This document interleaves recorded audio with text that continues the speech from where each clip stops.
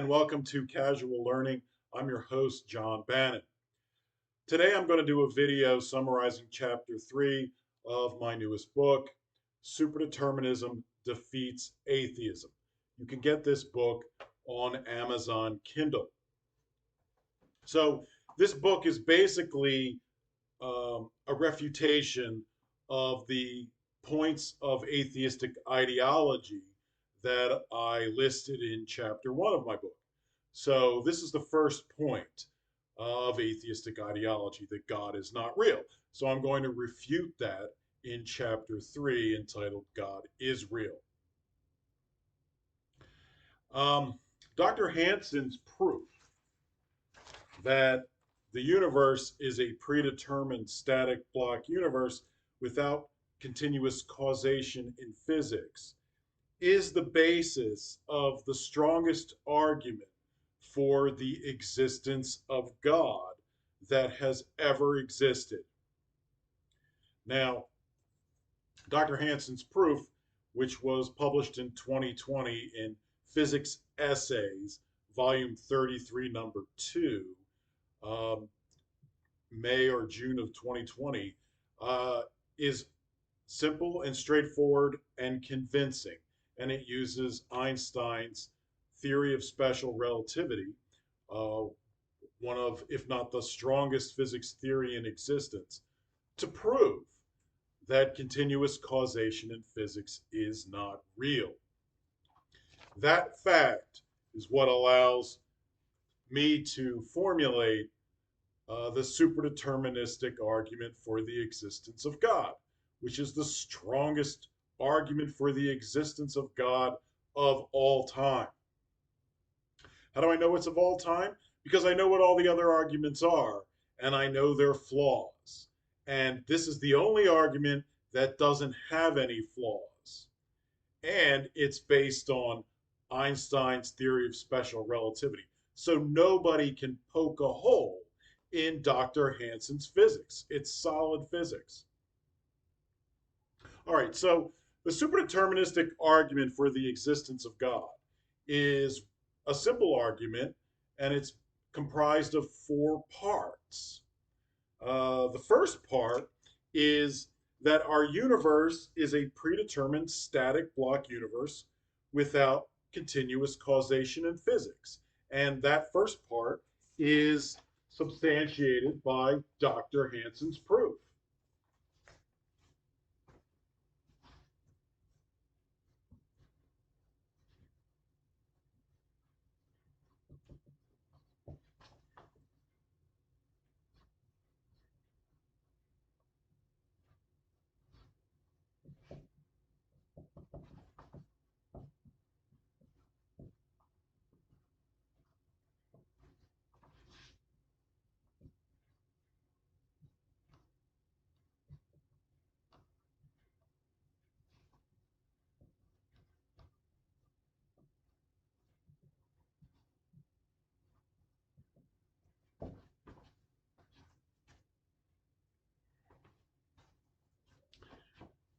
The second point of the argument is that as a result of our universe being contingent on nothingness under the zero energy universe theory, then our universe had to be created non temporally or outside of time because continuous causation in physics is not real.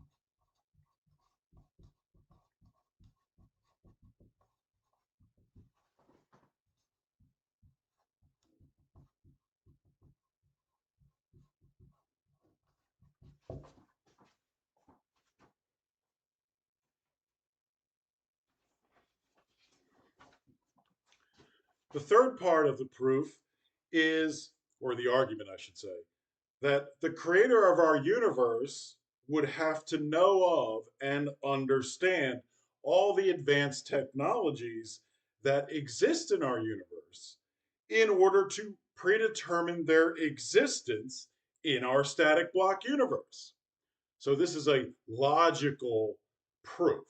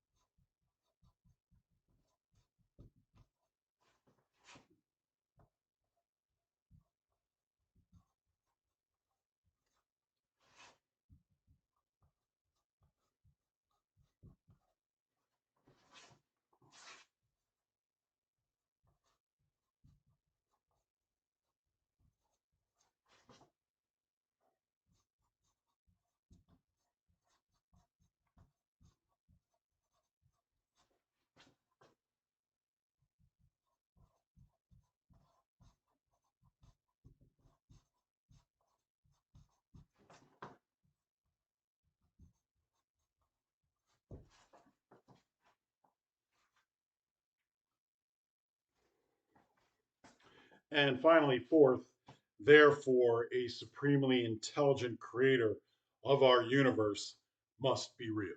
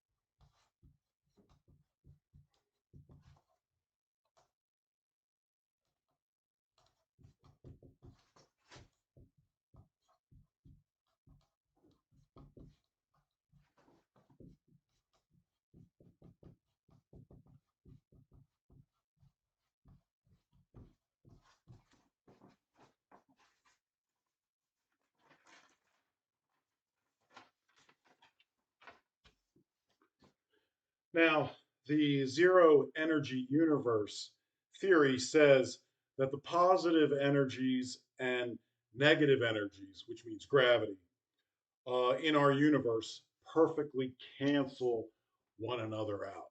So if you added up all the positive energy in the universe and you subtracted the negative energy in the universe, or the gravity in the universe, the sum would be zero. They would perfectly cancel each other out. This means that our universe is contingent on nothingness and caused to exist from nothingness, or ab nihilo. Um, but because nothing comes from nothing, or ex nihilo nihil fit, then it can't be nothing that's causing the existence of the universe. There has to be a creator, because you can't put, because nothing can't cause something to exist. But nevertheless, the universe is contingent on nothingness. So there must be a creator that creates the universe from nothingness. Um, but because Dr. Hansen proved that continuous causation in physics is not real, then our universe must have been created non temporally or outside of time in order to be contingent on nothingness. So the idea is that a timeless creator created the universe outside of time, which is exactly the Christian teaching on creation by God. So the superdeterministic argument for the existence of God jives completely with Christian teaching. Um, Moreover, due to this contingency of the universe on nothingness, then it does not matter what the universe is, because it will always be contingent on nothing, which means you need a creator to create the universe from nothing. So it doesn't matter whether the universe is by itself or in a multiverse, or whether it's infinite or finite or open or closed or divisible or indivisible. It doesn't matter what the universe is like, because the zero energy universe proves that the universe is contingent on nothing. Then it has to be created outside of time by a creator.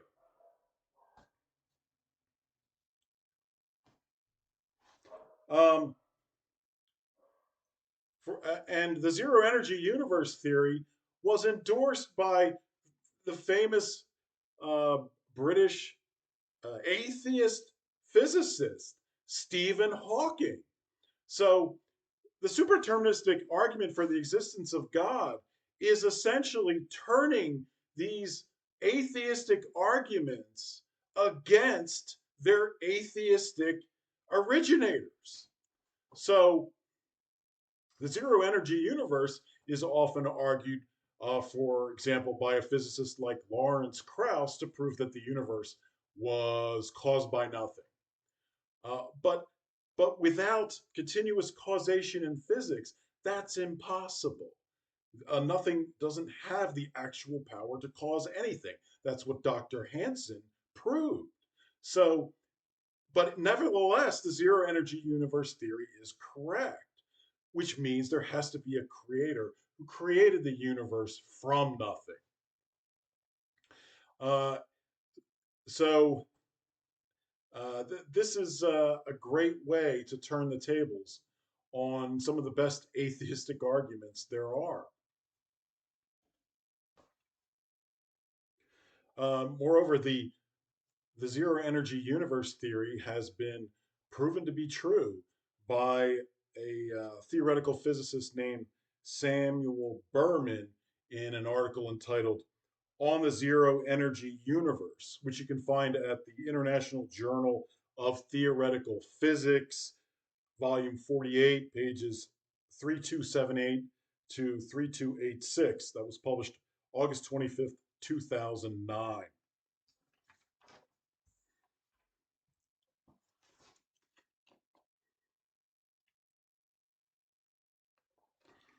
So, the idea of the zero energy universe theory was explained by Stephen Hawking uh, in this way. Imagine you have nothing and you're going to create matter and energy from it. So you take nothing and you pull it apart in order to create matter and energy. Now, when you pull it apart, there's a force going outward. That would be positive energy. But there's also a force trying to bring it back together.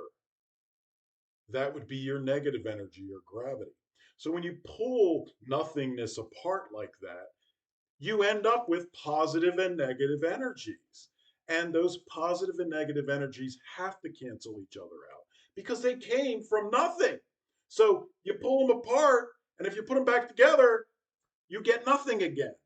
So they have to cancel each other out because they originated from nothing. It's contingent on nothing.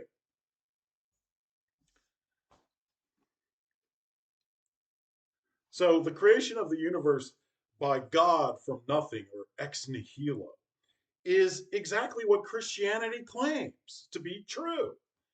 And physics, Dr. Hansen and the zero energy universe theory proves that the Christian claim is true. Uh, the Bible begins in the book of Genesis with the statement that in the beginning God created the heavens and the earth. Because there is nothing besides the heavens and the earth, then God must have created them from nothing, or ex nihilo, because there's nothing else that God could have created them from.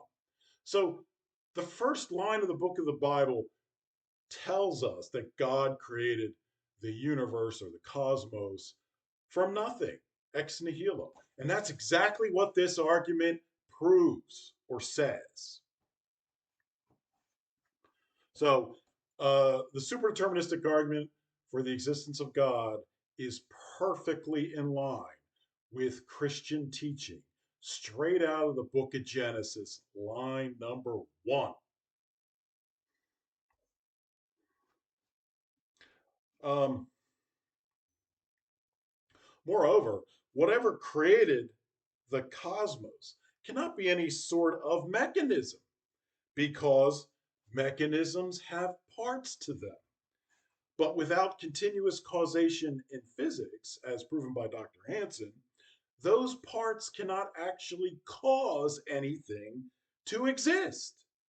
So it's impossible that the universe um, or physical reality created itself, because it literally does not have the actual power to cause or create anything, because continuous causation in physics is not real.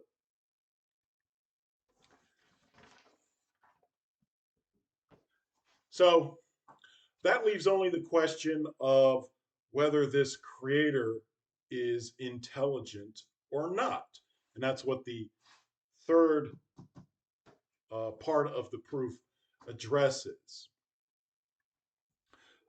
But in order to predetermine the existence of advanced technologies in our static block universe, logically, you must know of and understand those advanced technologies and any of the people that created those advanced technologies in order to predetermine their existence in a static block universe. In other words, God has to know what it is he's predetermining to exist. Logically, he has to know that.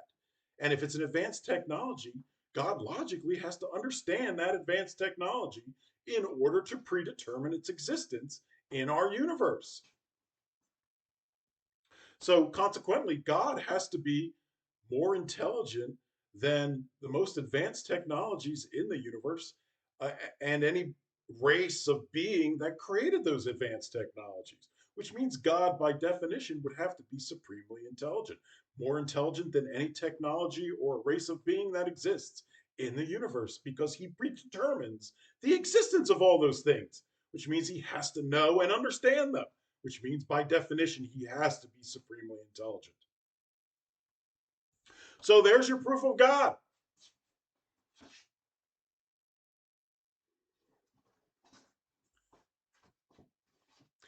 Now you may ask, why do Christians need the superdeterministic argument for the existence of God? And the answer is that there's flaws in their own arguments.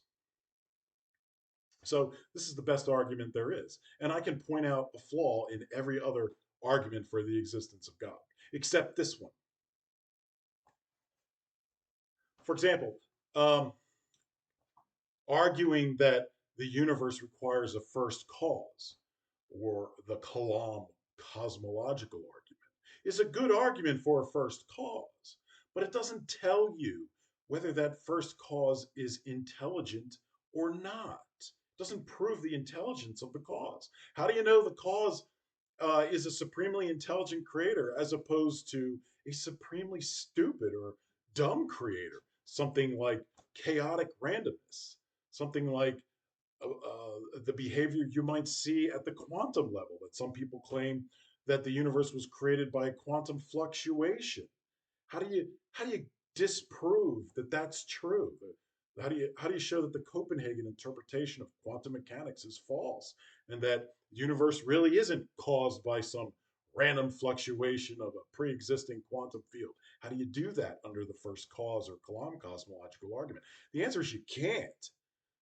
So that's a serious flaw in that argument.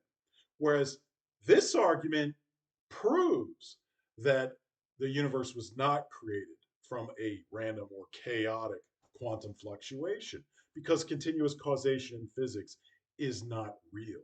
Therefore, this idea of a continuous causal force of nature that acts purely randomly is false because it can't have the actual power to cause what it's claimed to cause because Dr. Hansen proved that continuous causation in physics is not real.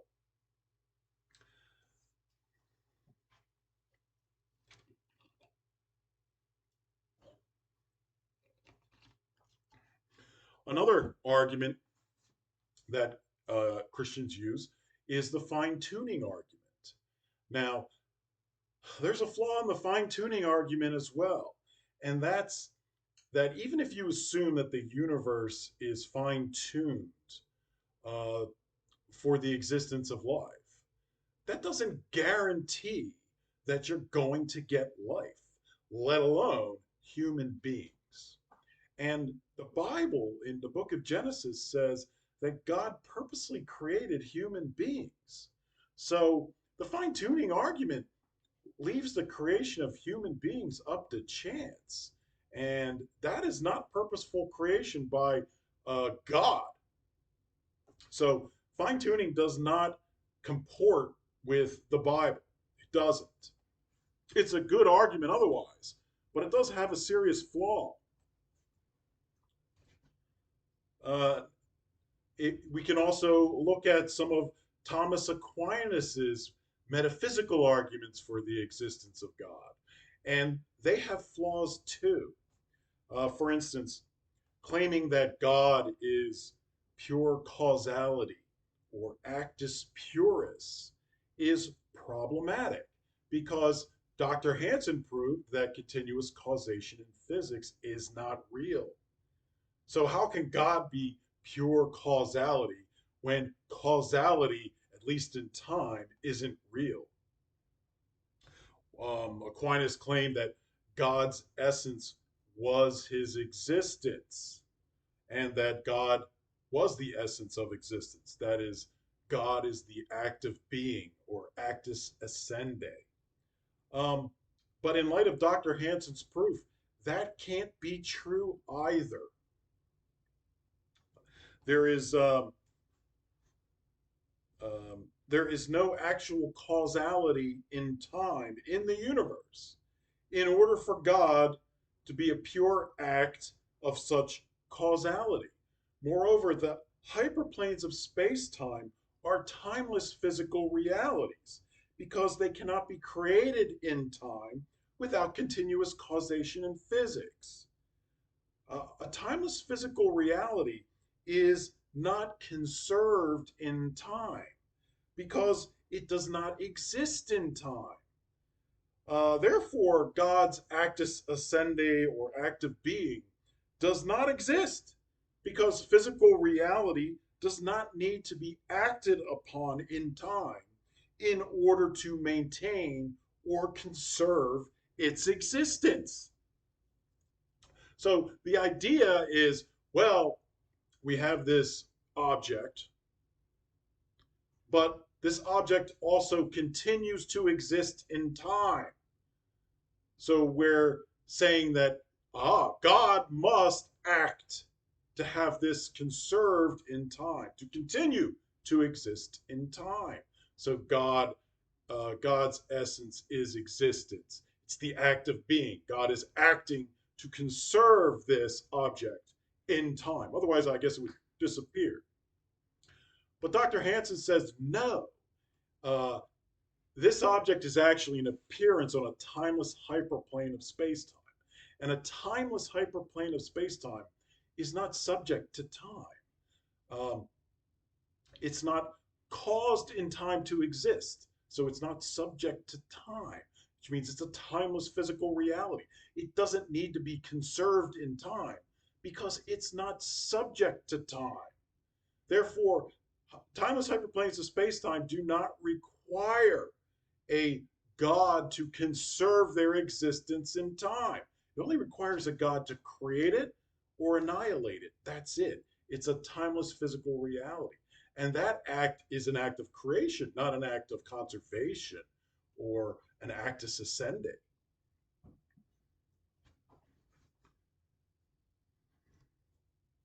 Therefore, God's actus ascendi or act of being does not exist because physical reality does not need to be conserved in time in order to maintain or conserve its existence, because the universe is ultimately comprised of timeless physical hyperplanes of space-time that don't exist in time. Remember, time is an illusion that we experience, but there's also the dimension of time in the block universe. But the dimension of time in the block universe consists of timeless hyperplanes of space-time. They don't require time in order to exist. So there is no better argument for the existence of God than the superdeterministic argument for the existence of God. Christians are damn lucky to have this argument because it defeats every atheistic argument under the sun. And you can't say that about any other argument for the existence of God.